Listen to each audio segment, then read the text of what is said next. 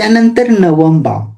आता नवम भावापासून आपण काय बघतो, तर नवम भावापासून आपण भाग्य बघतो, धर्म बघतो, शिक्षण बघतो, दीर्घकालीन लेखन बघतो आणि त्यानंतर आपण दूरचे प्रवास हे आपण नवम भावातून बघत असतो.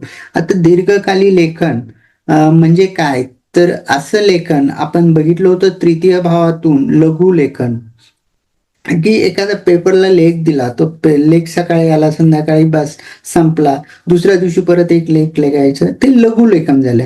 आणि दीर्घकालीन लेखन म्हणजे काय, अशी एक कादंबरी किंवा पुस्तक लिहून ठेवणं की जे वारंवार चालेल, पिढ्यानुपिढ्या चालू असतं आणि त्या माणसाचं नाव असं जोपासलं जातं. याचं मी मागे तुम्हाला एक उदाहरण पण दिलं होतं, जसं की साने गुरुजीची श्यामची आई.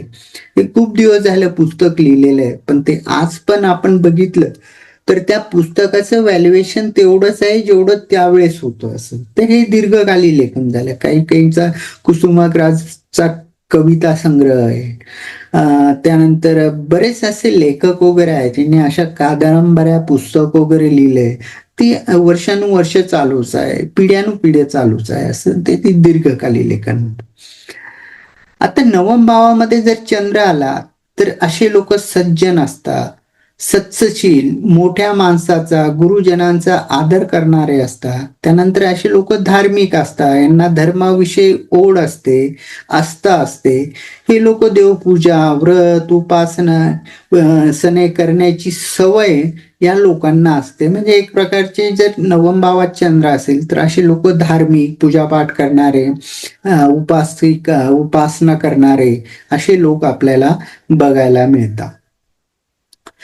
तर अशा लोकांनी, ज्यांच्या नवम भावामध्ये चंद्र आहे, अशा लोकांनी शंकराची उपासना करावी, हे त्यांच्यासाठी चांगलं असतं. असं हे लोक अंतर्ज्ञान शक्ती, सूचक व स्वप्न, यांना अंतर्ज्ञान शक्तीचे असे काही सूचक असे काही स्वप्न पडतात बघा.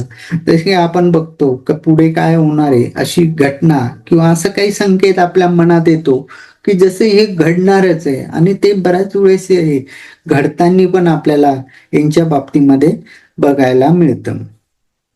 यांच्या 24व्या वर्षी भाग्योदय होतो, ज्यांच्या नवमात चंद्र असेल, आणि ते विवाहानंतर यांचा भाग्योदय होताना पण आपल्याला बघायला मिळतो.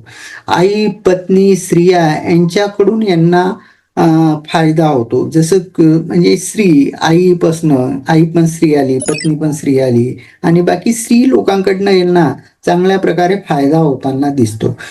आता नवम भावातून आपण प्रवास पण बघतो, तर लांबचे प्रवास, तीर्थयात्रा हे यांची होताना दिसते. म्हणजे तीर्थयात्रा झाले किंवा लांबचे प्रवास, जसे की लांबचे प्रवास म्हणजे एकदा गेले तर 8-15 दिवसानंतर येणं, हे आपण नवम भावातून बघतो. आणि जवळचे प्रवास हे तृतीय भावातून बघतो, सकाळी गेल्या संध्याकाळी येणं किंवा 1 दिवसानंतर येणं, हे जवळचे प्रवास झाले. आणि हे जे लांबचे प्रवास असतात तर ते म्हणजे राज्याबाहेरचे किंवा आउट ऑफ इंडिया कंट्री, तर असे प्रवास हे नवम भावातून बघितले जातात. तर यांच्या काही ना काही निमित्ताने बाहेर यांचे प्रवास होताना आपल्याला दिसतात. म्हणजे ते उच्च शिक्षणासाठी असो किंवा धार्मिक कार्यासाठी असतो, अशा प्रकारचे ते प्रवास होताना दिसतात. आणि हे उच्च शिक्षण पण आपण नवम भावातून बघतो, तर उच्च शिक्षणासाठी पण हा चंद्र एक चांगला सपोर्टिंग रोल प्ले इथं करताना दिसतो. म्हणजे उच्च शिक्षणात यश मिळते. ते लेखनासाठी पण चांगला असतो. आणि लेखन कोणतं, तर मग धार्मिक लेखन, कथा, कादंबरी, धार्मिक, शैक्षणिक लेखनासाठी हा नवमातला चंद्र फार चांगल्या प्रकारे जातकाला मदत करत असतो किंवा यश मिळवून देत असतो. मग हा जर चंद्र बिघडला तर या व्यतिरिक्त उलट आपल्याला यामध्ये निगेटिव्ह पॉइंट्स बघायला भेटतात. जसं की चंद्र जर बिघडला तर शिक्षणामध्ये, उच्च शिक्षणामध्ये अशा लोकांना अडचणीचा सामना करावा लागतो. यांच्या भाग्योदयात अडचणी होतं, म्हणजे नशिबाने जे मिळणार असतं यांना ते मिळत नाही किंवा मिळतं पण ते कमी मिळतं. अशा प्रकारच्या अडचणी आपल्याला यांना होताना दिसतात.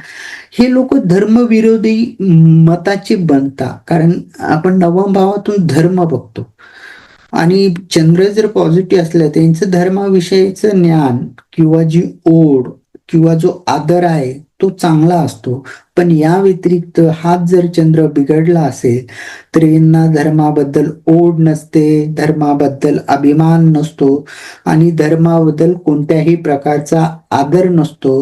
म्हणजे एक प्रकारचे हे नास्तिक असं जे आपण म्हणतो, नास्तिक स्वभावाचा असे लोक आपल्याला नवमामध्ये जर चंद्र असेल तर असे लोक आपल्याला अशा स्वभावाचे आपल्याला होताना दिसतात आणि त्याचा परिणाम नवमामध्ये जर चंद्र कसा आहे, शुभ आहे का अशुभ आहे, यावर हे खूप चांगलं असतं. त्यामुळे अशा प्रकारचे योग किंवा अशा प्रकारचा स्वभाव हा जातकाला नवमामध्ये चंद्र असताना आपल्याला बघायला मिळतो.